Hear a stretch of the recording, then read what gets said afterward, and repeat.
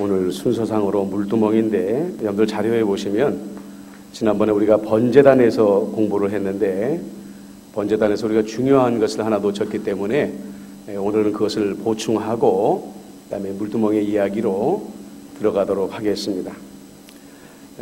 번제단은 짐승을 태워서 하나님 앞에 번제로 드리는 곳이라고 그랬습니다.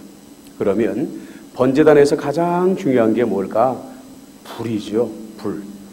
자, 이 불의 유래가 있는데 레위기 볼륨을 조금만 낮춰주실래요? 혹시 이해가 틀려요?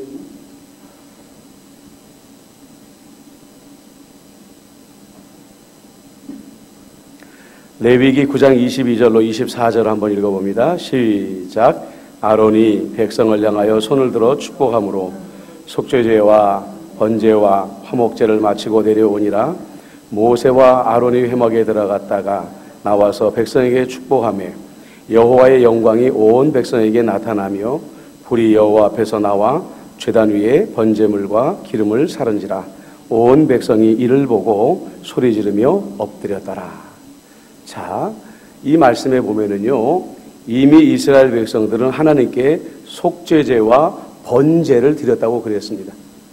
자, 그러니까 이미 이 사람들은 자기들이 인위적인 방법으로 불을 만들어서 그 불로 하나님께 번제를 드렸다는 거죠. 그런데 자기들은 속죄제와 번제와 화목제가 끝났다고 생각했는데 갑자기 하늘로부터 불이 내려와서 그 남은 번제물을 완전히 불살라버렸다. 이렇게 이야기하고 있는 것입니다. 자, 여기서 우리가 먼저 알아야 되는 건 뭐냐면 불의 의미라는 거죠. 성경에서 이 불이라는 것은 모든 것을 소멸하여 재로 만들어버리는 하나님의 능력을 의미함과 동시에 이 모세가 호렙산에서 불붙은 떨기나무 가운데 하나님을 만났던 것처럼 하나님의 임재를 의미하는 수단으로 불이 이용되어졌다라는 것이죠. 그래서 불은 크게 세 가지의 의미를 가지고 있는데 뭐냐? 하나님의 능력, 또 하나님의 임재, 그 다음에 마지막은 두려운 것인데 하나님의 심판을 의미할 때 이 불이 임하게 되었다는 것입니다. 자, 그래서 하나님 앞에 이들이 번제를 드리겠노라고 자기들이 인위적으로 만든 이 불은 그 번제단 위에 제물을 완전히 불사르지를 못했습니다. 그런데 하늘에서 내려온 하나님의 불이 그 번제물이 완전히 제가 될 때까지 태워버렸다는 거죠. 자, 이것은 어떤 의미가 있느냐? 우리의 인간적인 노력으로 말미암아 우리의 죄가 사함받는 것이 아니라는 것입니다. 오직 하늘로부터 내려온 하나님의 불만이 우리의 재물을 완전히 불살라서 잿더미로 만들어버리고 그러므로 우리의 죄가 속함을 받는 것처럼 오직 하나님의 능력만이 우리의 죄를 사할 능력이 있다라는 것을 말하고 있다는 거예요. 자, 히브리서 9장 26절을 한번 읽어봅니다. 시작. 그리하면 그가 세상을 창조한 때부터 자주 고난을 받았어야 할 것이로되 이제 자기를 단번에 제물로 드려 죄를 없이 하시려고 세상 끝에 나타나셨느니라. 이렇게 말하고 있고요. 로마서 1장 16절에 내가 복음을 부끄러워하지 않으니, 읽어봅니다. 시작. 내가 복음을 부끄러워하지 아니하노니 이 복음은 모든 믿는 자에게 구원을 주시는 하나님의 능력이 됨이라. 먼저는 유대인에게요, 그리고 헬라인에게로다. 이렇게 말하죠. 그래서 우리를 구원한 것은 하나님의 능력이신 예수 그리스도이셨다. 그러니까 예수 그리스도는 어떻게 말하면 하늘로부터 내려온 불이다. 우리의 모든 죄를 다 사하시고 우리를 완전히 구원하시는 하나님의 능력이다. 이렇게 말할 수가 있다는 거예요. 자, 레위기 10장 1절로 2절 밑에서 두 번째에 보면은 나오죠. 읽어봅니다. 시작. 아론의 아들 나답과 아비후가 각기 향로를 가져다가 여호와께서 명령하시지 아니하신 다른 불을 담아 여호와 앞에 분향하였더니 불이 여호와 앞에서 나와 그들을 삼킴에 그들이 여호와 앞에서 죽은지라. 영어 성경에 보면 이것을 다른 불이라고 말 안 하고 이상한 불이다 이렇게 말을 합니다. 그러니까 하나님께서 하늘로부터 번제단에 떨어지게 만든 그 불씨를 잘 보존했다가 오직 하나님께 제사 지낼 때는 그 불만을 사용해야 되는데, 처음에 그들이 번제를 드린 것처럼 인위적인 방법으로 다른 불을 만들어서 인간의 불로 제사를 드리려고 했더니 하나님의 제단에서 불이 나와서 그들을 삼켜버렸다. 이건 뭘 말하는 걸까요? 아까도 말씀드렸듯이 오직 예수 그리스도만이 우리에게 참 능력을 주시는 유일한 능력이시고, 모든 거짓 것들, 이단들, 사이비들, 그릇한 교리를 만들어서 사람들을 미혹하는 그 다른 불로 인하여 하나님께 나오는 자들은 결국은 그들이 심판받을 것이다. 지금 여러분들 이단들의 기세가 대단합니다. 지난번에도 말씀을 드렸죠. 우리 정통교회에 다니는 장로교, 침례교, 감리교에 다니는 사람들이 주일 성수하는 퍼센테이지보다도 하나님의 교회나 신천지에 나가는 사람들의 주일 성수 비율이 훨씬 높다는 거예요. 숫자적으로도 주일 예배에 참여하는 숫자가 이단에 있는 사람들이 정통교회에 나오는 사람들보다 주일 예배에 참석하는 퍼센테이지가 문제가 아니라 숫자가 이미 정통교회 성도들의 숫자를 넘어서 버렸다는 거예요. 정말 우리가 각성해야 되지 않을까.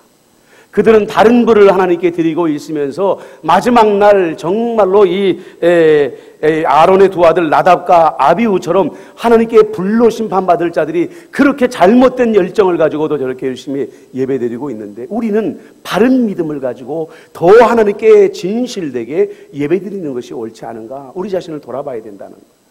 그래서 우리가 살펴봐야 될 명령이 뭐냐면요, 자, 밑에 3번에 보면 제단의 불을 끄지 말라라는 말씀이 나옵니다. 자, 레위기 6장 12절로 13절 읽어봅니다. 시작. 제단 위의 불은 항상 피워 꺼지지 않게 할지니 제사장은 아침마다 나무를 그 위에서 태우고 번제물을 그 위에 벌려놓고 화목제의 기름을 그 위에서 불사를 지며 불은 끊임없이 제단 위에 피워 꺼지지 않게 할지니라. 지난주에 우리가 어떤 걸 공부했냐면, 이 광야 시대에 그래서 하늘로부터 내려온 불을 이스라엘 민족이 언제까지 꺼뜨리지 않고 보존했다 제가 말씀을 드렸죠. 바벨론에 의해서 이스라엘이 멸망을 당하고 성전이 파괴될 때까지 1000년이 넘는 시간을 이 성전의 불을 끄지 않고 지켜냈다는 것, 대단하죠. 그만큼 불을 신성하게 여겼다는 것. 자, 그리고 이것은 어떤 의미가 있는가? 하나님의 불은 하늘로부터 내려오는 것입니다. 사람이 인간적으로 인위적인 방법으로 그 불을 만들어낼 수가 없고, 그 불을 하나님께 드리면 하나님께 심판을 받아요. 문제는 뭐냐? 불의 씨는 하늘로부터 내려오는데 그 불의 씨를 지키는 것은 성도들의 몫이라는 거예요. 어떻게 해요? 예수님을 향한 다음 페이지 넘어가보면 성도들의 믿음, 그 다음에 성도들의 기도만이 우리 임마누엘 교회 공동체 안에 임한 하나님의 능력의 불이 떠나가지 않도록 지키는 유일한 수단이다. 그래서 마태복음 25장 3절로 4절 한번 읽어봅니다. 시작. 미련한 자들은 등을 가지되 기름을 가지지 아니하고 슬기 있는 자들은 그릇에 기름을 담아 등과 함께 가져갔더니. 그래서 이 기름은 뭘 말하는 것이라고요? 믿음을 말하는 것이라고 그랬습니다. 그래서 여러분들, 우리가 이 슬기로운 이 자매들을 통해서, 처녀들을 통해서 얻어야 될 교훈이 뭔가? 여러분들, 만약에 내가 생각할 때 예수님이 재림하실 때까지 나에게 100이라는 믿음의 분량만 있으면 돼 라고 생각했다고 한다면, 여러분들 최소한 2배인 200만큼의 믿음을 준비하고 우리는 예수님의 재림을 기다려야 된다는 거예요. 왜냐? 우리는 그날과 그 시를 알 수 없기 때문이라. 그러면 우리에게 믿음이 어떻게 이루어지는가? 인간적인 노력과 인위적인 방법으로 성경 공부 열심히 하면 우리에게 믿음이 자라는가? 아니라고 그랬죠. 간질병을 둔 아들을 둔 아버지가 예수님께 기도할 때 예수님, 내게 믿음을 더하여 주옵소서라고 했다는 거예요. 그 믿음은 주님이 우리에게 공급해 주시는 거예요. 그래서 우리에게 정말로 중요한 게 뭐냐? 여러분들 사도행전 2장 1절로 3절입니다. 시작. 오순절 날이 이미 이름에 그들이 다 같이 한 곳에 모였더니 호련히 하늘로부터 급하고 강한 바람 같은 소리가 있어 그들이 앉은 온 집에 가득하며 마치 불의 혀처럼 갈라지는 것들이 그들에게 보여 각 사람 위에 하나씩 임하여 있더니. 그렇습니다, 여러분. 기름이 믿음이라고 한다면 그 믿음 위에 불이 붙는 성령의 역사가 임하도록 하는 것은 성도들의 기도라는 거예요. 얼만큼의 기도이냐? 우리 공동체 위에 성령의 불꽃이 임할 때까지 기다리며 기도하는 기도가만이 하나님의 능력이 임마누엘 교회 공동체에 머물도록 하는 유일한 수단이다 라고 말하는 거예요. 여러분, 교회의 원리는 굉장히 단순한 겁니다. 그런데 우리가 그 단순한 것을 우리가 지켜내느냐 지켜내지 못하느냐에 따라서 교회의 미래가 걸려있는 거죠. 자, 교회가 정말 이 시대에 정말 하나님이 쓰시는 도구가 되려고 하면 뭐냐? 하나님의 능력, 하나님의 디나미스, 모든 것을 파괴하고 모든 것을 깨뜨리고 새로운 하나님의 나라를 이루어가는 하나님의 능력이 임마누엘 공동체 안에 머물면 여러분들 교회는 부흥하지 않을 수가 없는 거죠. 그런데 그 교회 공동체에 하나님의 능력이 임하는 것은 오직 하나님께서 은사로 주시는 것인데 그 능력을 지키는 비결은 뭐라고요? 성도들의 믿음, 성도들의 기도밖에 없다. 자, 여기까지가 바로 이제 우리가 번제단의 불에 대해서 마지막으로 공부하는 것입니다. 기억하십시오. 저를 따라서 해보실까요? 하나님의 불은 하늘로부터 임합니다. 그러나 그 불을 지키는 것은 성도들의 믿음과 성도들의 기도입니다. 이걸 잊지 마십시다. 자, 이제 우리가 오늘 본론인 물두멍으로 한번 들어가 보겠습니다. 우리 성막의 사진 아주 제때 올려주셨네요. 자, 성막을 다시 한번 보십시다. 이제 좀 많이 눈에 익숙해지셨죠? 자, 주변에 울타리가 쳐져 있습니다. 그리고 가운데에 4개의 색깔로 장식된 울타리의 문이 나오죠. 저 울타리의 문이 바로 예수 그리스도를 상징하는 것이라고 그랬습니다. 그래서 그 문을 통과해서 가장 먼저 만나게 되는 게 조금 전에 우리가 살펴본 번제단입니다. 여기에서 제사장들은 백성들의 죄와 자기들의 죄를 속할 제물을 바치게 되고 제가 되어 태움으로 말미암아 그 향기가 하나님께 올라가도록 하는 제사를 드립니다. 그러면 이미 속죄를 했어요. 그런데 저 성막과 번제단 사이에 있는 게 바로 물두멍입니다. 물두멍. 이 물두멍은 노스로 만든 것인데요.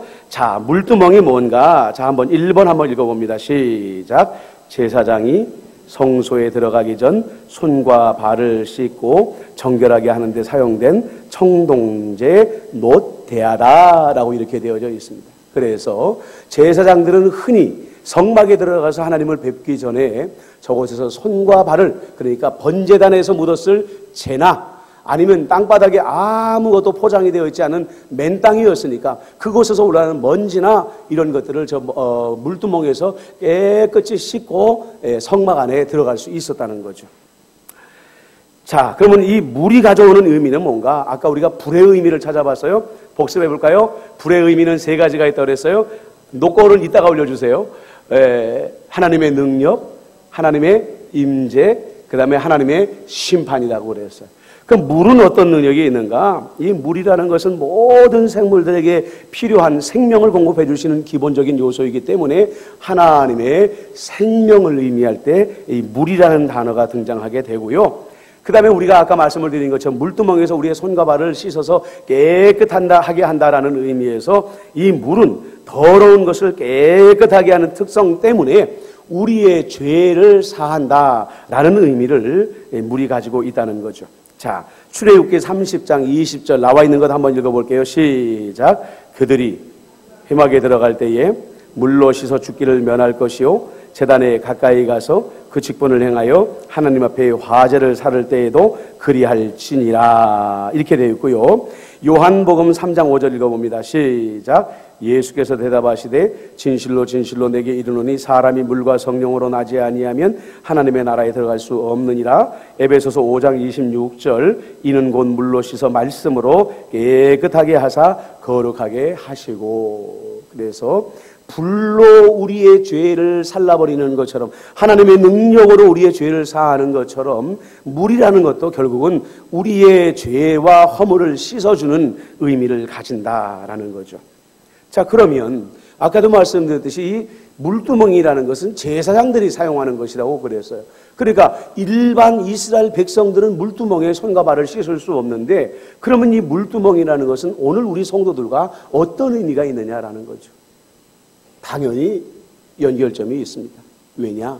예수 그리스도 이후로 성령이 여러분들에게 임하는 그 순간부터 여러분들은 베드로가 말한 대로 왕같은 제사장이 되었기 때문에 여러분들도 물두멍에서 손과 발을 씻을 권세가 있고, 손과 발을 씻어서 여러분들이 하나님의 임재 아래에 들어가기 전에 정결하게 해야 하는 의무가 있다라는 것입니다. 자, 베드로전서 2장 9절 읽어봅니다. 시작. 그러나 택하신 족속이요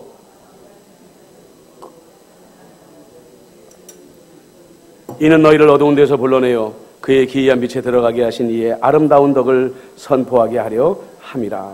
이제 모든 성도는 하나님의 임재 앞에 서기 전에 예전 제사장들처럼 철저한 회개와 성찰이 선행되어져야 된다는 것을 말하고 있어요. 베드로후서 3장 14절입니다. 시작. 그러므로 사랑하는 자들아 너희가 이것을 바라보나니 주 앞에서 점도 없고 흠도 없이 평강 가운데에서 나타나기를 힘쓰라. 그러니까 우리가 하나님 앞에 왕같은 제사장으로 어느 정도의 거룩함을 유지해야 될 것인가. 여러분들 요즘에는 그런 표현 잘 안 쓰는데 QC라는 파트들이 보면 옛날에는, 요즘에도 있겠죠, 공장에 꼭 있어서 제품을 마지막 생산해가지고 출하되기 직전에 이 QC 부서에서 이 제품에 어떤 흠이 없는지, 어떤 잘못된 건 없는지, 음료수를 파는 공장에서는 그 음료수 안에 어떤 이물질이 들어가지 않았는지 아주 샅샅이 조사하는 그런 부서들이 있습니다. 그런데 우리가 하나님 옆에 얼마나 정결해야 되느냐? 내 영혼을 하나님의 빛에 비추어 봐서 점도 없고 흠도 없도록 우리가 우리 자신을 스스로 굉장히 깨끗하게 정결하게 우리 스스로를 감독할 의무가 있다라는 것이죠. 자, 여러분들, 종교개혁이 일어나기 직전까지 아직 참 어리석게도 우리 교회가 어떤 잘못을 범했냐면 구약시대 때의 제사장직을 이름만 바꿔서 그대로 물려받고 있었어요.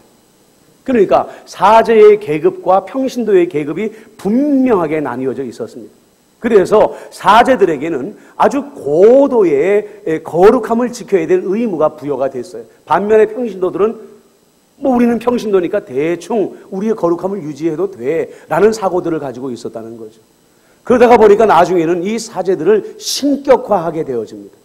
그래서 저들의 거룩함 속에는 저들의 공로도 있기 때문에 사제에게 순종하고 사제에게 가까이 가고 사제의 성물이나 아니면 사제에게 손만 대는 것으로 말미암아서 그 공로가 내게 전이 된다라는 믿음을 가지고 있었어요.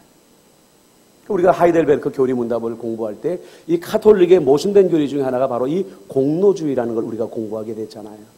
그러니까 사제들의 거룩함이라는 것은 그들에게 특수하게 맡겨진 하나님의 사명이요, 그들은 그들의 거룩함을 통하여 하나님의 위대한 공로의 능력을 가진다고 생각했다는 거예요. 제가 예전에 이집트에 방문했을 때 수복된 사막 수도원이 있어요. 이 수도사들은 까만 옷을 머리부터 아래까지 걸치고요, 그 수도원에서 평생 나오지 아니하고 수도하는 그런 귀한 분들이에요. 그런데 그 수도원에 방문했던 콥틱 기독교인들이 그 사제들의 손을 한번 잡아보려고 얼마나 안달을 하는지 몰라. 근데 마치 연예인들이 악수를 하도 많이 하다 보면 손이 아파서 손이 저려가지고 악수를 피하는 것처럼 이 사제들이 어지간하면 손을 잘 안 내밀어 줍니다. 근데 아이들이 오면은요, 꼭 강복을 하고 손을 한번 내밀어 주는데 아이들이 손 잡으려고 하면 엄마 아빠가 그 손을 탁 잡아요. 왜? 그 사제의 공로가 자기에게 들어오길 바라는 거예요. 그런데 마틴 루터가 500년 전에 종교개혁을 일으켰습니다. 그리고 하나님 앞에 우리가 사제의 신분이 따로 있고 평신도의 신분이 따로 있지 않다. 만인 제사장직을 말한 거예요. 교회 안에서 그래서 우리 안에는 이제는 사역의 구별은 있을지 몰라도 하나님의 은혜를 특별히 받는 사제의 직분이 있거나 아니면 하나님 앞에 거룩함을 특별히 요구받는 사제의 의무가 따로 있는 것이 아니라 모든 성도들이 제사장직을 가지고 하나님 앞에 성별된 삶을 살도록 부르심받은 존재다라고 부르짖기 시작한 것이 마틴 루터의 종교개혁의 핵심이었다는 거예요. 그런데도 불구하고 여전히 어때요? 교회 안에는 목사는 목사고 평신도는 평신도라는 생각이 가지고 있어요. 그래서 목사의 삶은 우리와는 다른 것이고 우리보다 더 거룩해야 되고 더 존경받을 만해야 되고 우리는 그래도 평신도니까 하고 구별짓는 경우가 많다는 거예요. 아니요, 여러분. 제가 늘 말씀을 드리지만 예배 중에 목사는 설교자입니다. 그러나 목사는 설교자임과 동시에 청중입니다. 왜? 목사는 목사의 말을 하는 존재가 아니라 하나님의 말씀을 위임받아서 여러분들에게 전달하는 존재이기 때문에 내 입을 통해서 나가는 그 말씀은 여러분들의 귀에만 꽂히고 여러분들의 마음에만 꽂히는 것이 아니라 내 귀에도 들려지고 내 마음에도 들려져요. 그래서 목사는 설교자임과 동시에 여러분들과 똑같은 청중에 불과하다는 거예요. 그래서 그 메시지 시간에 선포되지는 메시지는 목사에게 60, 여러분들에게 40이 아니라 목사에게 50이면 여러분들에게도 50으로 똑같은 하나님의 거룩한 부담감으로 여러분들이 받으셔야 된다는 거예요. 목사의 의미는 뭔가? 저는 스탠다드입니다. 저는 기준입니다. 베이직입니다. 성도로서 하나님 앞에 가장 기본적으로 이만큼은 살아야 된다라는 것을 여러분들에게 보여주는 모델의 존재라는 거죠. 성도들은 그러므로 어떻게 해야 되느냐? 청출어람해야 되는 거예요.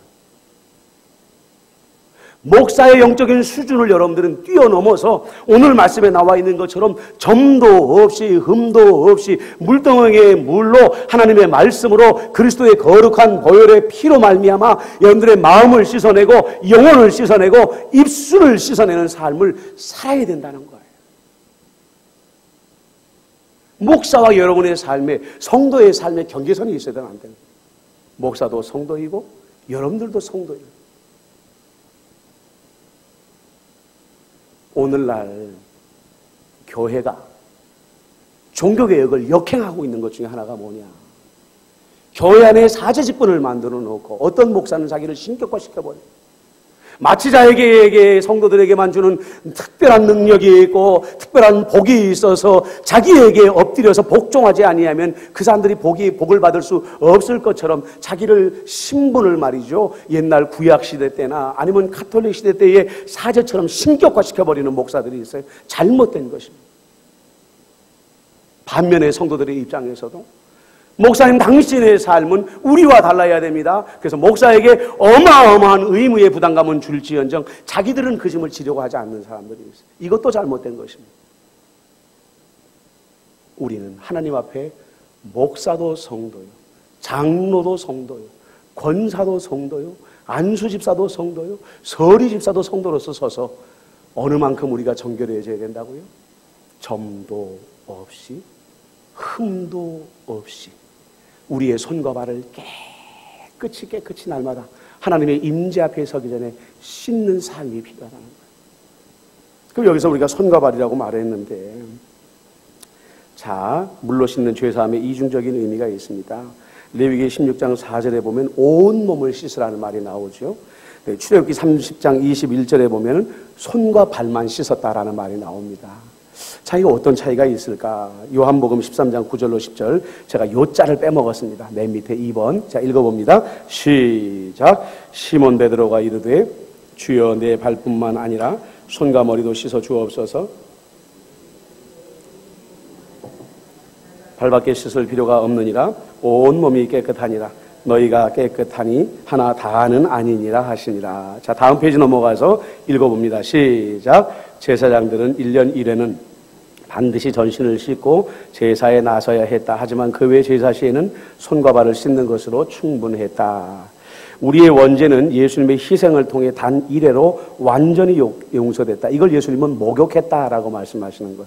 하지만 우리가 매일 삶 속에서 짓는 자범죄, 마음으로 짓는 죄, 입술로 짓는 죄, 행위로 짓는 죄는 계속해서 회개하고 용서받아야 된다. 그래서 여러분들 구원파에서는 뭐라고 말하죠? 거듭남의 확신이 있는 사람들은 과거에 지은 죄, 오늘 지은 죄, 미래에 지은 죄까지 다 용서함 받았기 때문에 회개 기도하는 사람은 믿음이 없는 사람이다 이렇게 말을 해요.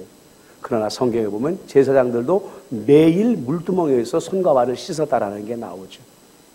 그래서 우리의 영혼은 예수님께서 우리의 원죄와 과거에 지은 죄, 자범죄를 다 용서해 주어도 역시 우리는 허물이 많은 죄인이라. 오늘 우리가 묵상한 창세기 20장에 아브라함이 그렇잖아요. 똑같은 죄를 애굽에서 저지르고 또 왕 앞에 와가지고 똑같은 죄를 저지르면서 아내를 누이라고 속여서 그에게 바치지 않습니까? 그게 우리가 연약함이 있기 때문에 우리는 늘 자범죄를 지을 수밖에 없어요. 그때마다 우리가 그 죄를 회개하지 아니하고 쌓아두게 되면 우리는 하나님의 임재에 들어갈 때 도리어 하나님의 심판을 부를 수가 있다는 겁니다. 우리의 손과 발을 깨끗이 씻어야 된다라는 거죠. 자, 그 다음에 다섯 번째에 물두멍에 재료가 주는 의미가 있습니다. 출애굽기 38장 8절 시작. 그가 노수로 물두멍을 만들고 그 받침도 노수로 하였으니 곧 회막문에서 수종드는 여인들의 거울로 만들었더라. 자, 놋을 만들었는데 이스라엘 사람들이 이 놋을 어디서 갖고 왔겠느냐? 이것은 회막문에서 수종을 드는 여인들이 쓰는 그 놋 거울을 가져왔다. 놋 거울 한번 보십시다.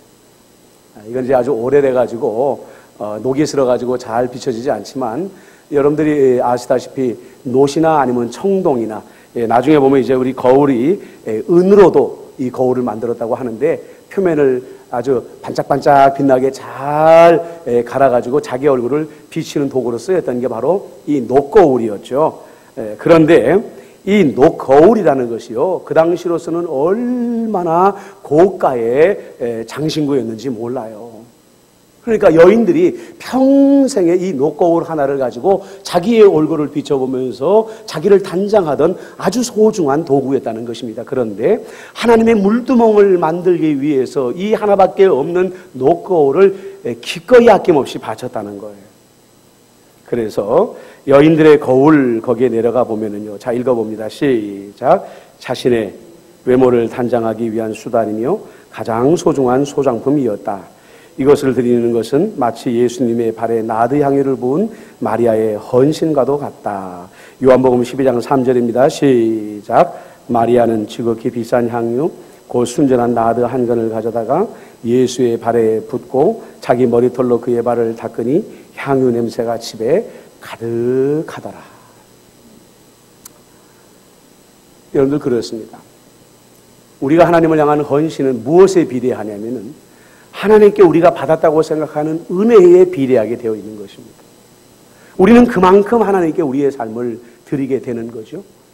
회막에서 문에서 수종을 들던 이 여인들이 자기 평생에 단 한 번밖에 가질 수 없는 이 놋거울을 하나님께 기꺼이 드렸다는 것은 애굽의 노예 생활에서 자기들을 구원하신 하나님, 광야의 생활 가운데에서 옷이 헐지 아니하고 굶주리지도 아니하도록 자기들을 공급해 주신 하나님에 대한 무한의 감사가 있었기 때문에 단 하나밖에 없는 놋거울을 하나님께 물두멍으로 바칠 수가 있어요. 형체도 없이 녹아져서 자기의 것은 사라져버리고 만 거예요.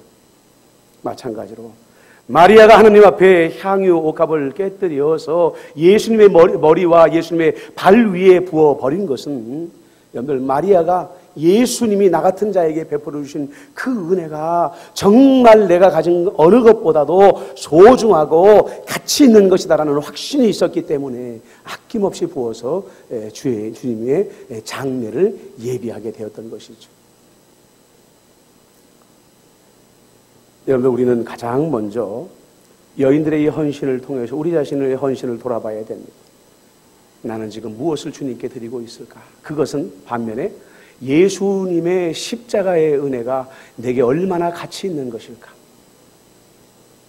얼마나 아름답고 얼마나 위대한 것일까? 우리 스스로에게 자문해 보아야 된다는 것입니다.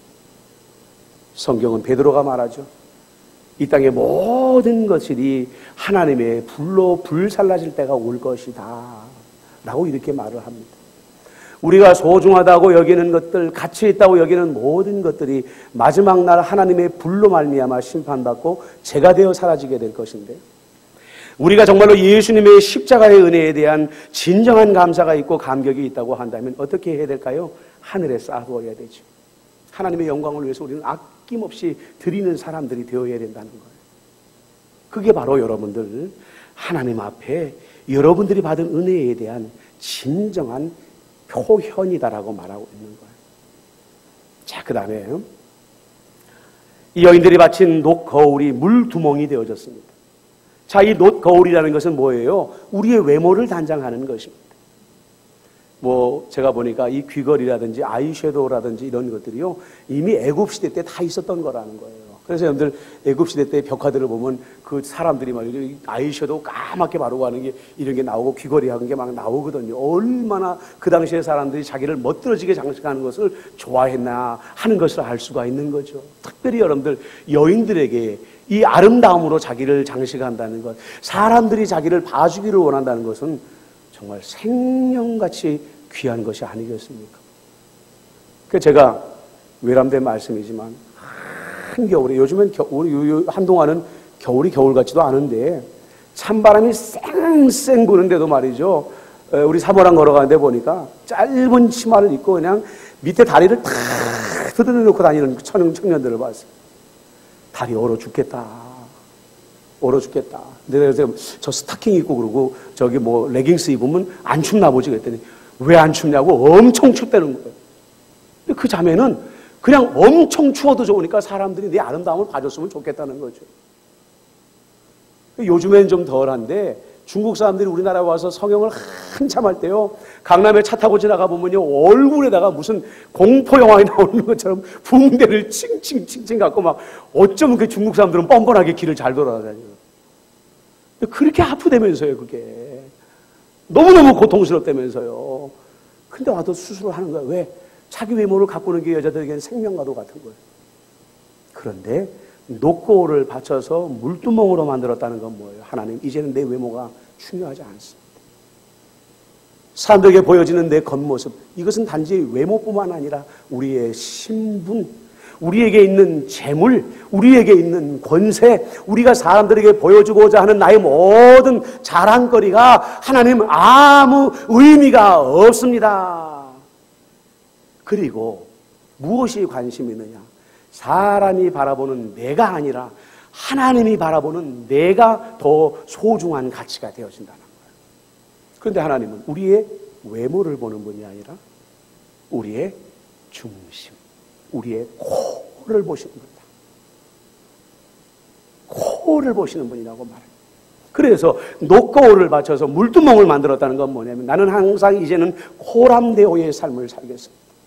사람들이 나를 어떻게 판단하든지 간에, 나에게 뭐라고 말하든지 간에, 나를 어떤 기준으로 나를 말하든지 간에, 나는 사람들의 눈치들은 이제는 나는 전혀 마음에 두지 아니하고 오직 하나님이 나를 어떻게 보실까를 생각하며 물두멍의 물을 바라보는 삶을 살겠습니다. 이걸 의미한다는 거예요. 욥기 34장 21절입니다. 시작. 그는 사람의 길을 주목하여 하시며 사람의 모든 걸음을 감찰하신다. 자, 에베소서 4장 15절입니다. 시작.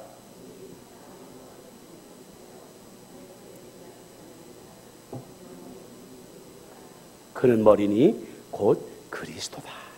그래서 이제는 우리의 외모를 장식하는 존재가 아니라 우리의 내면을 끊임없이 물두멍에 비춰보는데, 그 물두멍이신 예수 그리스도를 바라봄으로 말미암아 우리의 내면이 아름다워지는 삶을 살겠노라, 우리의 영혼이 주님 닮는 삶을 살겠노라 하는 것이 바로 우리들의 성도들의 태도가 되어야 된다, 이렇게 말하고 있는 것입니다. 정리할게요. 번제단에 드려진 불은 하나님의 능력, 우리의 죄를 사하는 능력, 다른 불로는 우리의 죄사함 받을 수 없습니다. 하늘로 내려온 예수 그리스도만을 통하여 우리는 구원을 받을 수가 있어요. 여러분들은 불은 능력을 의미하는 것이라고 그랬습니다. 근데 그 불은 하늘로부터만 내려오는데 그 불을 우리 가운데 지키게 하는 것, 제단의 불을 끄지 않는 것은 성도들의 의무라고 그랬습니다. 우리의 믿음, 우리의 기도만이 임마누엘 교회 공동체 안에 하나님의 능력이 머물게 하는 유일한 도구라고 그랬어요. 물두멍이 중요합니다. 우리의 죄를 씻어내는 것입니다. 그래서 이 물두멍을 무엇으로 만들었다고요? 회막문의 순종도는 여인들의 놋거울로 만들었다. 그래서 이제는 정말로 우리가 하나님께 드리는 것에 비례해서 우리의 감사의 마음이 나오는 것이고, 그 다음에 여인들의 거울은 자기 외모를 장식하는 것인데, 이제 물두멍에 물이신 예수 그리스도를 바라보면서 우리의 내면을 아름답게 꾸며가는 것이 그리스도인들의 부름받은 삶의 의미다라는 것을 말씀을 드렸습니다. 이 시간 우리가 말씀을 붙들고 기도하십시다. 하나님 아버지,